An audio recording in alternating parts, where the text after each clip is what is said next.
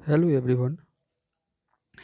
Here we are going to study our next chapter of NCERT, 13th chapter of NCERT, exponent and power, in which we study what is exponent and what is power. Before understanding what is exponents and powers, we understand why we use exponents. For this, we use for to express large numbers in simpler form. मतलब exponent का use या power का use हम लोग कहाँ करते हैं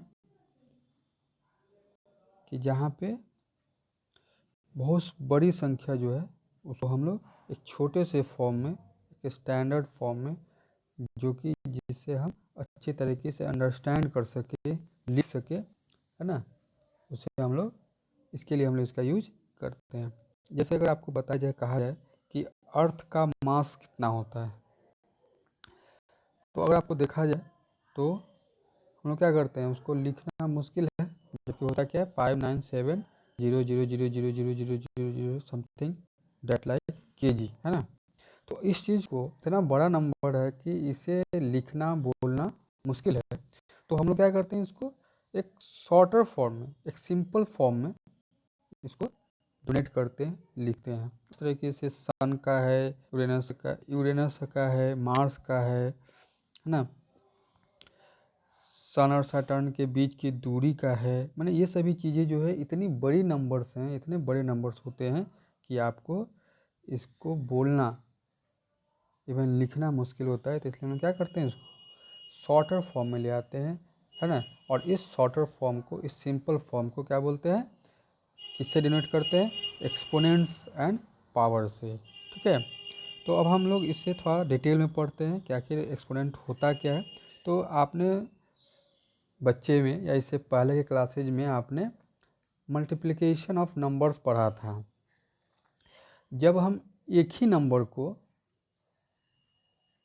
कई बार मल्टीप्लाई करते हैं, ठीक है, एक ही नंबर को कई बार मल्टीप्लाई करते हैं, तो है ना, तो इस चीज़ को हम कैसे डिनोट करेंगे, तो हम इसके लिए एक्सपोनेंट और पावर का यूज़ कर सकते हैं। जैसे अगर मान लीजिए कि बताया जाए कि अगर 2 लिखना है तो 2 लिखते हैं, 2 पे पावर क्या कर सकते हैं, 1 लिख सकते हैं। इस तरीके से अगर 2 को 20 टाइम्स, 30 टाइम्स, 100 टाइम्स मल्टीप्लाई करना पड़े तो क्या होगा, लिखने में मुश्किल होगा। 2 × 2 × 2 × 2 × 2 100 है, मैंने 100 बार लिखना होगा, इतनी बार। तो इस चीज़ को हम लोग क्या करते हैं कि शॉर्ट कर दें। तो क्या करेंगे, जितनी बार करना है उतना रेज कर दीजिए। 2 पे पावर क्या हो जाएगा, अगर 100 बार करना है, 100 टाइम्स करना है, तो 100 रेज कर दीजिए। मतलब कि अगर पावर और एक्सपोनेंट क्या कर रहे हैं कि हम उस नंबर को शॉर्ट फॉर्म में लिख पा रहे हैं, तो 2 दी पावर क्या हो जाएगा, 100 हो जाएगा, या 2 दी पावर 30 हो जाएगा, या 2 दी पावर 40 हो जाएगा। मतलब ये क्या कह रहा है कि आप किसी बड़े नंबर्स को छोटे फॉर्म में लिख सकते हो। ठीक है, एज फॉर एग्जांपल यहाँ पर आप देख सकते हैं, आपके एनसीईआरटी बुक में भी दिया हुआ है कि कैसे हम उसको डिवाइड करते हैं। एज फॉर एग्जांपल एक और अनदर एग्जांपल ले लेते हैं कि 1 किलोमीटर, 1 किलोमीटर आपको पता है कि 1 किलोमीटर कितना मीटर के बराबर होता है, 1000 के बराबर होता है, सॉरी 1000 के बराबर होता है। थाउजेंड को हम कैसे लिख सकते हैं, 10 के रिस्पेक्ट में अगर लिखना हो, 10 के नंबर में लिखना हो तो क्या करें, 10 × 10 × 10, क्योंकि आप जानते हैं कि अगर 10 को 3 टाइम्स मल्टीप्लाई किया जाए तो 1000 हो जाता है। अब देखिए कितना टाइम्स हुआ, 3 टाइम्स, तो 10 पावर क्या हो जाएगा, 3 हो जाएगा। मतलब जितना टाइम्स मल्टीप्लाई कर रहे हैं वही पावर में चेंज हो जाएगा, वही एक्सपोनेंट कहलाएगा। ठीक है, 10⁻³ = 1। अब इस एग्जांपल से समझ लीजिए कि एक्सपोनेंट क्या है।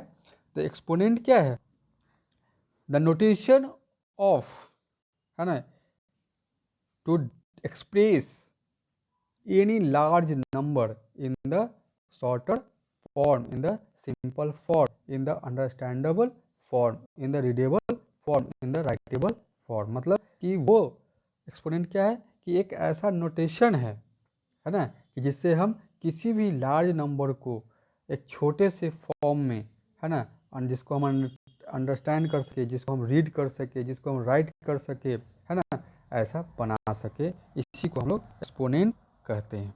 ठीक है, तो इसकी समझ आ गई कि क्या होती है ना। उसी प्रकार से आप सिंपली आप बच्चों में क्लासेज में पढ़े होंगे, बच्चे क्लासेज में आपने पढ़े होंगे कि किसी नंबर को कैसे एक्सपेंड किया जाता है। ठीक है, तो एक्सपेंड करने का तरीका भी आपको बताया गया था कि 1 डिजिट पर है तो 1 से मल्टीप्लाई करते हैं, 10 डिजिट पर तो 10 से मल्टीप्लाई करते हैं, 100 डिजिट पर है तो 100 से मल्टीप्लाई करते हैं, इसी से सो ऑन कि अगर 1000 पर तो 1000, 10,000 10,000, लैक्स है तो लैक्स, है ना। तो लैक्स को कैसे लिखते हैं, 1 पे 5 जीरो लिखते हैं। अब देखिए 5 जीरो मतलब 1 लाख को क्या लिखते हैं, 5 टाइम्स 10 से मल्टीप्लाई कर सकते हैं, तो 10 पावर 5। तो हम नंबर को एक्सपेंड करने में इस नोटेशन का, इस एक्सपोनेंट का यूज कर सकते हैं, जो आपने बच्चों में किया है, लेकिन ये पता नहीं था कि हम जो कर रहे हैं, जो हम एक्सपेंड कर रहे हैं, जो तरीका अपना रहे हैं, ये एक तरह का एक्सपोनेंशियल तरीका है ना। तो इस चीज़ से आप पिछले क्लासेस में समझ सकते हैं कि कैसे हम लोग यहाँ पर यूज करते थे, है ना। सिर्फ हमें ये पता नहीं था कि हम किस चीज़ का यूज कर रहे हैं, किस नोटेशन का यूज कर रहे हैं, जिसे हम अभी जानेंगे। जनरली क्या होता है कि हम जो नंबर ले रहे हैं, जिस पर वो पावर रेज कर रहे हैं, तो हमारा एक नंबर बेस कहलाता है, और जो पावर होता है उसको हम लोग एक्सपोनेंट कहते हैं, जिसे हम लोग कहते हैं ना कि मान लीजिए एग्जाम्पल लेते हैं 10 टू पावर 4, मतलब 10 रेज्ड 4, मतलब 10 बेस हो गया और 4 आपका क्या हो गया, पावर हो गया, और ये पूरा नोटेशन क्या हो गया, एक्सपोनेंट का पार्ट हो गया। ठीक है, 10 power 4, 10 power 3, 10 power 2, 10 power 100, that means कि this number 10 is multiplied that times what is the power. 10 power 2 में 10 इंटू 10 हो गया, 10 पावर 100 मतलब 10 को 100 टाइम्स मल्टीप्लाई करते हैं। ठीक है, आप इतना समझ गए।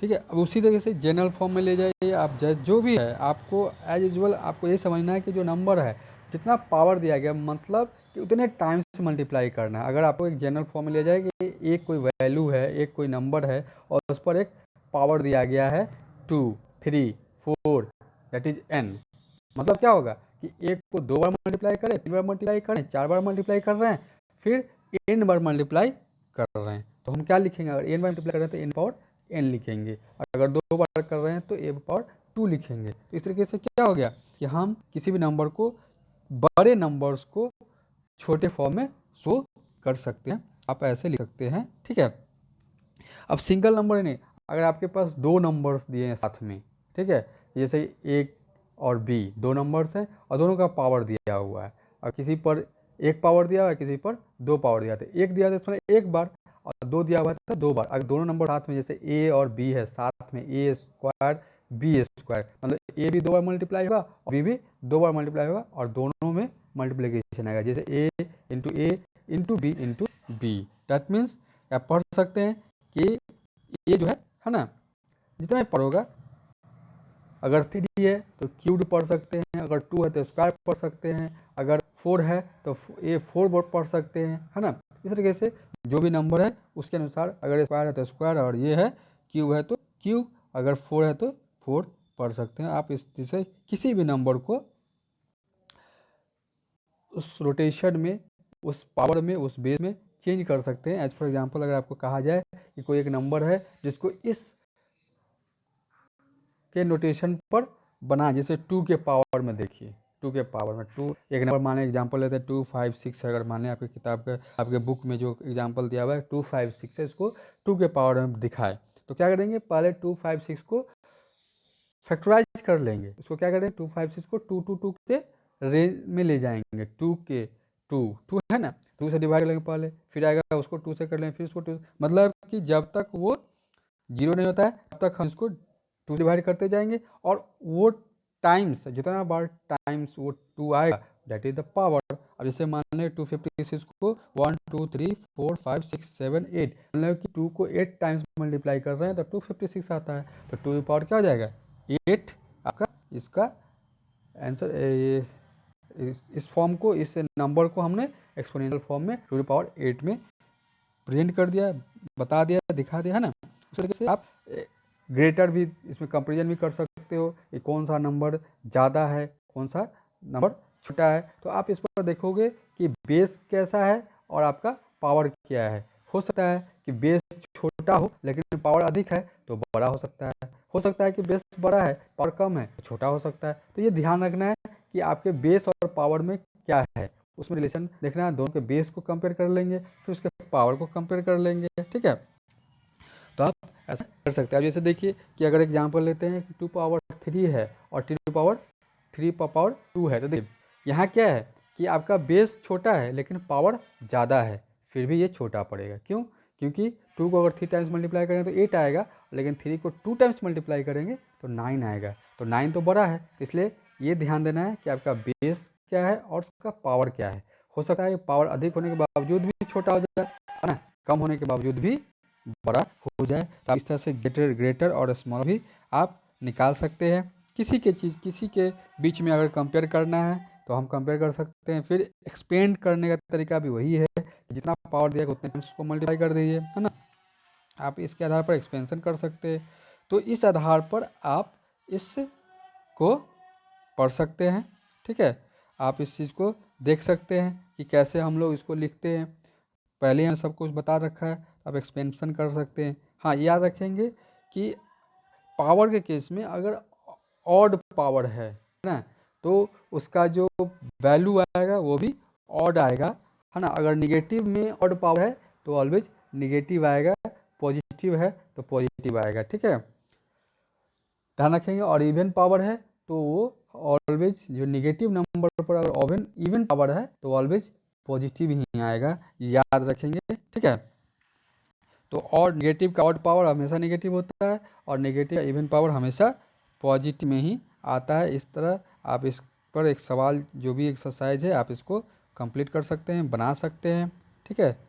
आप इसको बना सकते हैं। अगले अगले वीडियोज़ में, अगले पार्ट में हम लॉज ऑफ एक्सपोनेंट के बारे में पढ़ेंगे, ठीक है। Okay, thank you, bye.